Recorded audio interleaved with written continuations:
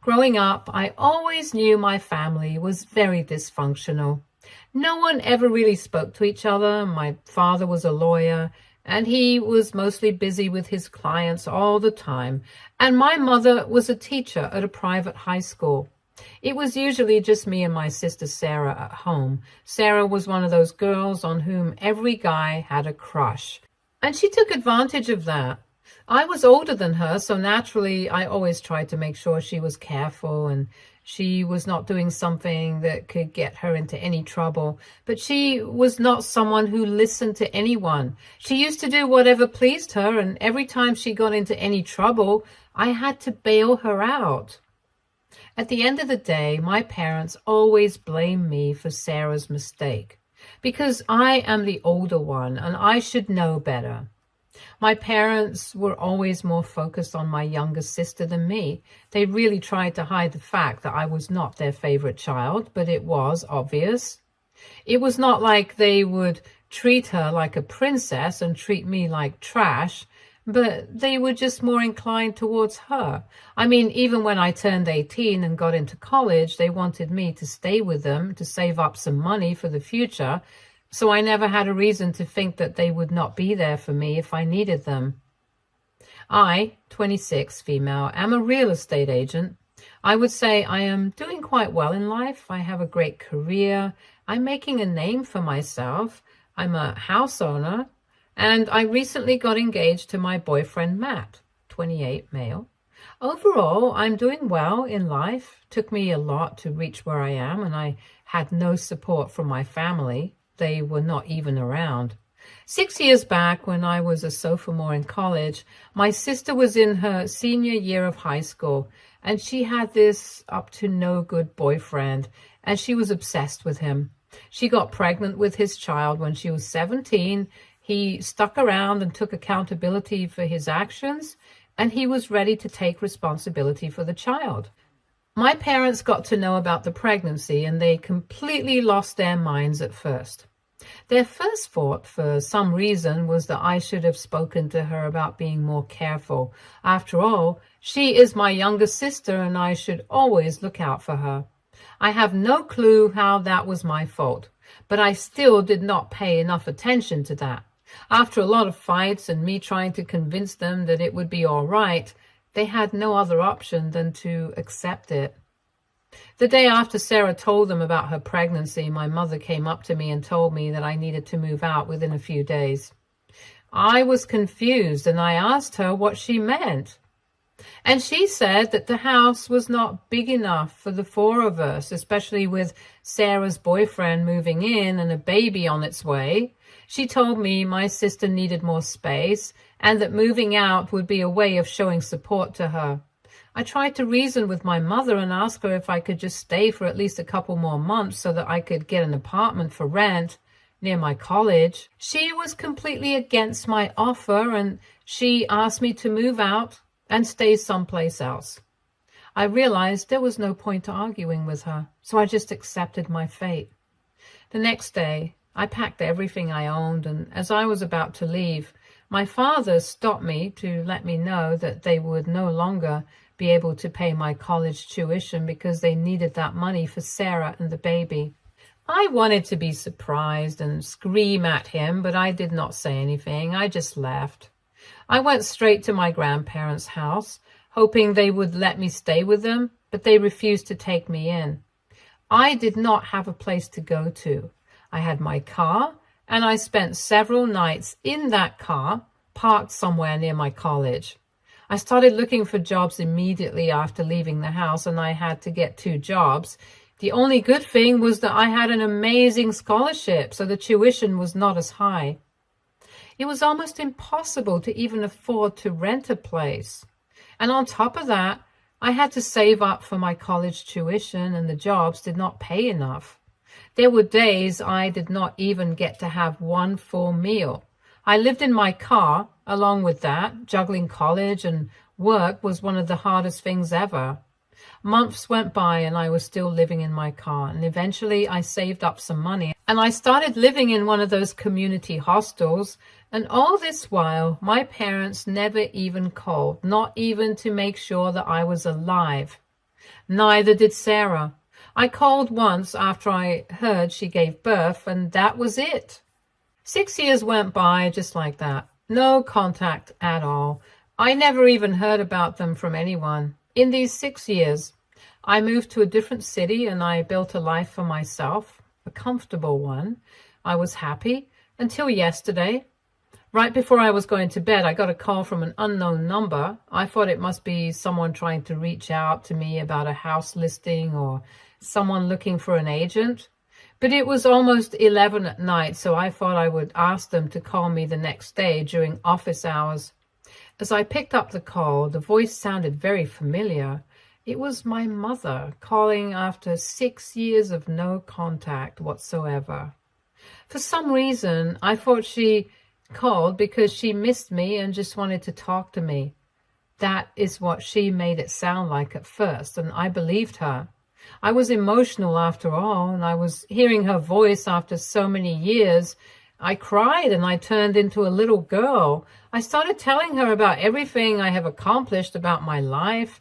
I even invited her to my wedding, and I was ready to forget about the fact that they were not around for so many years. But then the next thing she said gave me a reality check. She just called me because they needed my help with Sarah and her kids. Kids, plural. She told me about my sister's situation, which is terrible. After the first child was born, she and her boyfriend got married and they started permanently living with our parents. 6 months into the marriage, they got divorced and she was already pregnant with the second child. But the father completely disappeared from her life. Then, after the second child was born, she started leaving both the kids with our parents and going out to party all night and just doing her thing. 2 years after the second child was born, she was dating this guy who got her pregnant again, and they got married. Everything was going well, and then Sarah cheated on her husband, and she's now pregnant with the affair child. On top of that, she has no clue who the father is, and she recently got divorced again. Now, my parents want me to move back to the town I used to live in and look after my sister. I found this very amusing, so I asked her why they thought I would give up my life and career completely to move back and look after my 24-year-old sister who has wrecked her own life. Her reason made the whole thing even funnier. My parents needed me to look after their poor baby after they passed away.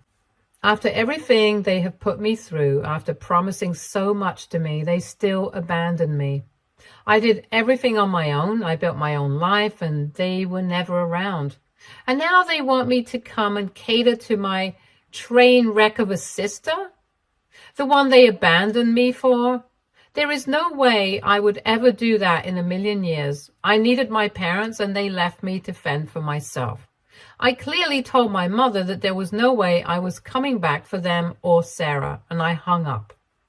I could not sleep all night after that phone call. My parents were supposed to take care of me and look after me. They had some responsibilities towards me, and they fulfilled that with Sarah, but not me.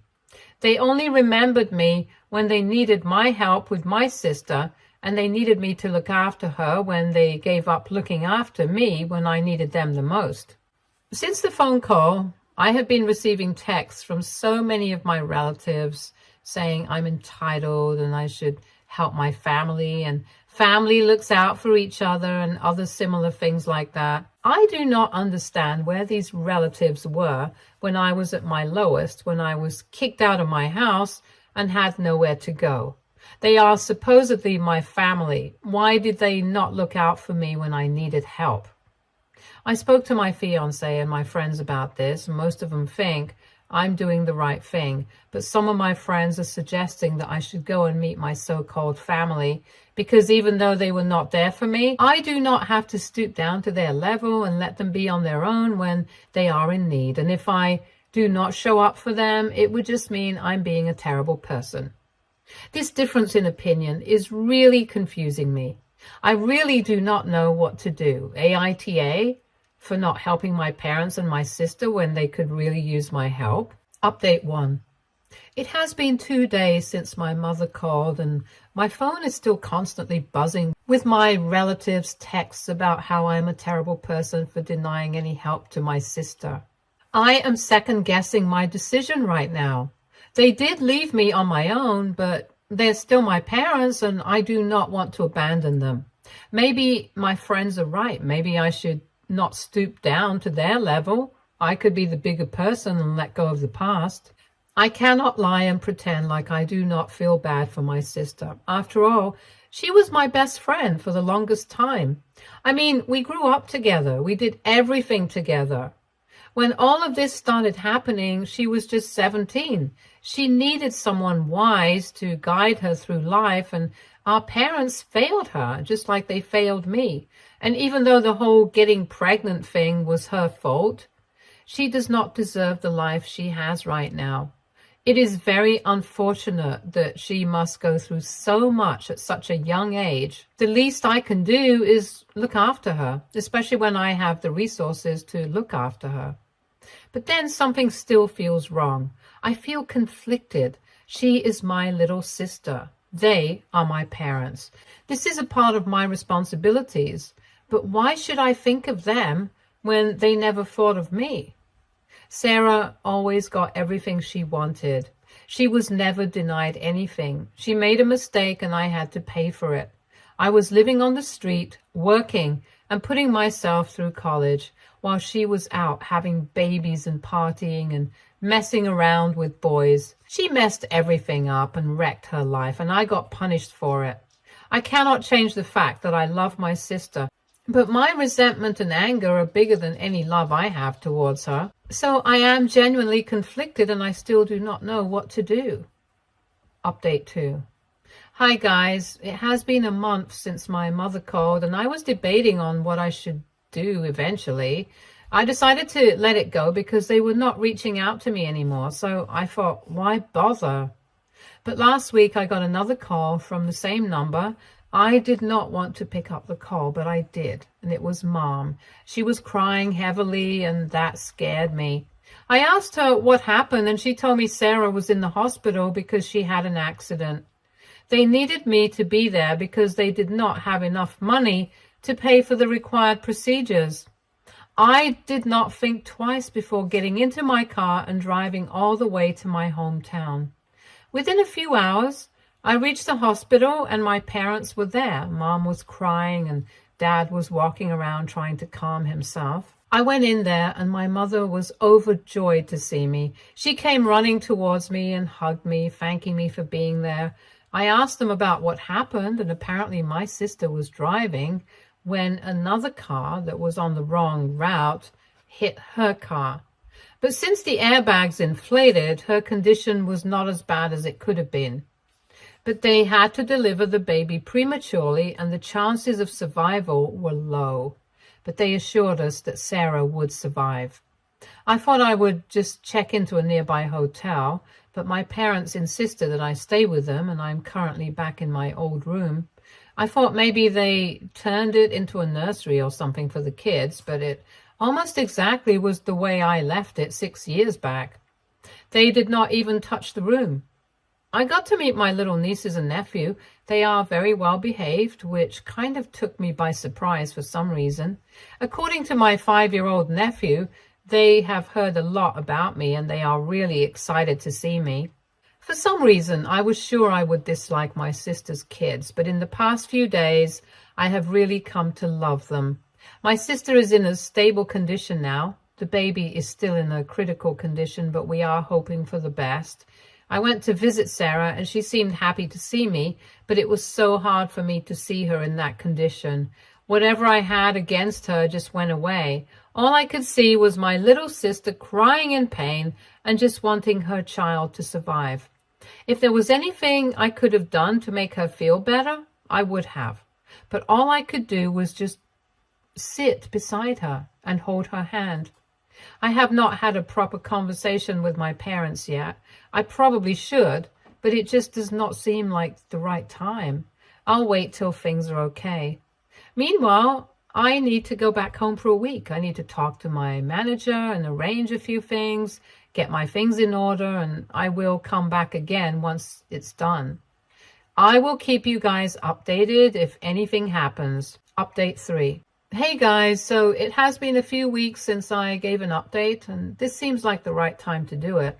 So after the last update, I went back home and I did whatever I had to. Sarah called me while I was back home, and she asked me if I could bring my fiance with me the next time I visited. She said she has missed out on a huge part of my life, and she wants to make it up to me, and it would not be possible for her to travel all the way to the city I'm living in to be a part of my life. So if I'm okay with it, I should bring him along. I ran this idea past him, and he was on board with it. And within a few weeks, I went back to my hometown along with my fiancé, Matt. We were planning on staying in a hotel, but again, my parents insisted we stay with them. My sister got discharged from the hospital while I was back home, but her baby is still in the hospital. She said that the baby is in a more stable condition and the chances of survival are higher than before. This time, I finally sat down and spoke to my parents. They asked me to stay back and live with them again. They said it would be nice to get the family back together. I hated every word they said, but I kept quiet because of Sarah. The things they kept saying were that I made it, and they always had faith in me, and they knew I could do it. I hated them for this. They knew I could do it, so they left me alone. They had faith in me, so they did not bother to check up on me for 6 whole years. And just because I made it, they need me and my help now? Is that all I am to them? I just smiled and nodded at them, and they kept talking about how I was earning so much and it would help them out so much in so many ways. And all I could think was, I'm not their daughter. I'm just a bank to them, just their money supplier. But again, I did not say much about this. I was here for my sister. I told my parents that it would not be possible for me to stay here, but I will keep sending them money every month. They kept joking about how they would do something and make me stay in this town, and I have no clue what they meant, but I just repeated myself and said I would not be able to stay here. I'm not having the best time staying here. Every day that I spend here reminds me of the fact that I was kicked out of this house, this room, because they needed space for my sister and her baby, but they did not even touch my things. My room is as it was when I left. So why did I have to leave? They did not even use the space I left for them. I have so many questions and I cannot ask anyone any of them. I feel a little stupid being here. I'm leaving next week and I do not think I'll be talking to my parents. I might talk to Sarah, I guess. I'm still extremely conflicted about this whole situation. I was here for Sarah and she's all right now, and her baby is also doing all right for now. So I do not understand why I need to stay in touch with any of them anymore. Sure, I will send them the money they need, but I do not want to continue talking to them. I really wish there was an easier way to cut off ties with your family. They have put me through hell, and yet here I am. Update 4. I came back home 2 weeks ago, and a few things happened before my return, and they really messed with my head. A few days before I returned, my parents wanted to sit down with me again to have a talk. They said it was serious, so I thought, all right, I could just hear them out. They said they think I should forget about whatever happened in the past and try to move on and support my family. This kind of got on my nerves. I told them I would start sending them whatever they wanted. Why do they have to keep repeating themselves? I almost screamed at them and told them I was aware of my responsibilities and I would do whatever I needed to. To this, they made a very snarky comment, and they said something along the lines of me not being around for so many years and being selfish with my money at first and finally agreeing to financially support them because of an accident. I asked them what they meant, and they replied by saying that they could not trust me because I disappeared on them for 6 years and I was not willing to support them after I became financially stable. That was the last straw. I completely lost it and started screaming at them I abandoned them? Are they serious? They kicked me out when I was completely dependent on them when I needed them the most. Where were they when I was working day and night just to get through college and when I could not even afford one meal every day? I did not disappear on them. They kicked me out. I was living in my car and in community hostels where you do not even always get clean water to drink. They never even tried to reach out to me when I hit rock bottom. When did they try to come back into my life? When I finally made it on my own. Now that they need someone to pay for them because they did not save up a penny and wasted everything, they remember me. I was completely losing my mind and screaming at the top of my lungs. How dare they put this blame on me? I reminded them that they promised me that I would have a place to live in till I graduated college, and they promised me that I would always be able to count on them.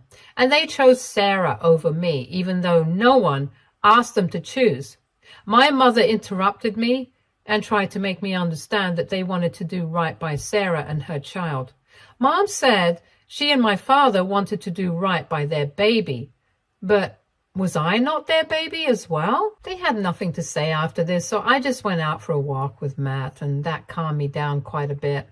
Once I returned, my father asked if he could talk to me privately, and that annoyed me because what more did they have to say? He promised it would not be anything like it was this afternoon, but at this point, his promise meant nothing to me. But I still went to his study and sat down with him. He seemed a little uncomfortable and upset, and he tried to begin speaking quite a few times, but he kept hesitating. I was trying to be patient, but after a while, it got irritating, so I just asked him to speed up the whole hesitating thing that he was going through. I think I was a bit rude because he seemed a little more upset after I said what I said. He finally managed to get out a few words. He apologized. He said he thought about what I said and he spoke to my mother about it, and he feels terrible about whatever I had to go through. He said when they got to know about Sarah's pregnancy, they were completely shaken up. They knew Sarah was out of control, but they never expected her to get pregnant at such a young age. When it all went down, they completely blocked everything out of their minds, including me, and completely focused on Sarah and the baby. After he was done speaking, I realized that as a person, I can empathize with him. It was a difficult time, but as his daughter, whatever he said meant absolutely nothing because it was his fault that he blocked me out of his mind.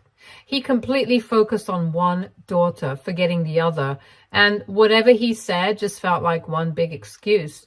I told him how I felt about whatever he said and whatever had happened, and he just accepted it because I made it clear that I could not forgive him. And it is just a lot of emotional baggage that does not just go away with one sorry. The next whole week, I only spoke to Sarah and her kids. I did not say a word to my parents. And now I'm back home and I honestly do not know how to feel. My sister genuinely needs me. My parents are not getting any younger. Dad is retiring in a few years, and Mom left her job the second Sarah gave birth to her first child. I do not know. Maybe they're trying to make things better for a good reason, but there is also a high possibility that they are only trying to make things better because they need financial support. I will surely be sending them the money they need, but I am still not sure if I will visit them again. It would be really helpful if anyone reading this could give me some opinions. Update 5. It has been a month since I came back home after visiting my family, and I have had time to think everything through. My mother has called me quite a few times, and I have been in constant contact with Sarah in case she needs anything. But my father has been rather quiet since our last talk. We have spoken once or twice, but those talks were just superficial.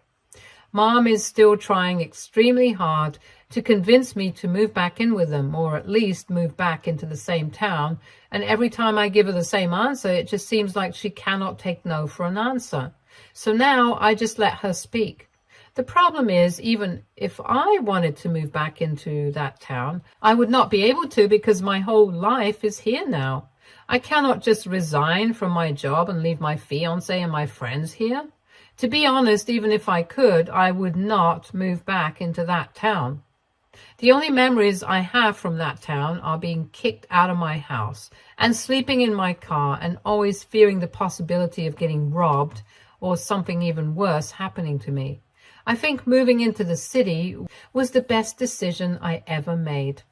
About my parents, as I already mentioned, my mother keeps insisting that I move back, and I told her that I will not be doing that. And she thinks by that I mean I will be cutting off all ties with them and I will not support them financially. That will not be the case. I am actually a little disappointed that my mother cares more about the financial aspect than she cares about me. But I have decided that I will not keep my expectations from her anymore. I still have not thought about where my relationship with my father is going. Maybe we will just call each other occasionally and make sure we're doing all right, because I do not know if I'll be able to have a deeper relationship with him. I plan on continuing to stay in touch with Sarah in case she ever needs any help with anything. I only live a couple of hours away from them, so I guess in case of an emergency, I will be able to show up for them. I honestly do not know if maintaining this relationship with him, even though it is not that much, is the right decision or not. But I do not think abandoning your parents or just letting them be on their own is the easiest thing to do. I tried my best to ignore the fact that only I could help them out, but I could not let them be on their own. While I had more than enough resources to look after them, I do not owe them anything. I know that, but at the end of the day, they did raise me and give me everything I required, till they kicked me out, of course. I have a lot of anger against them, but there's nothing I can do about it. I think I will just fulfill my responsibilities as their daughter and as Sarah's sister, and I will not expect anything from them anymore. I guess this is the only way to preserve my peace. And if they ever decide to leave again, they can. But this time I will not be alone and I will not fall apart. Stay tuned for more stories from Our Girl Relationships.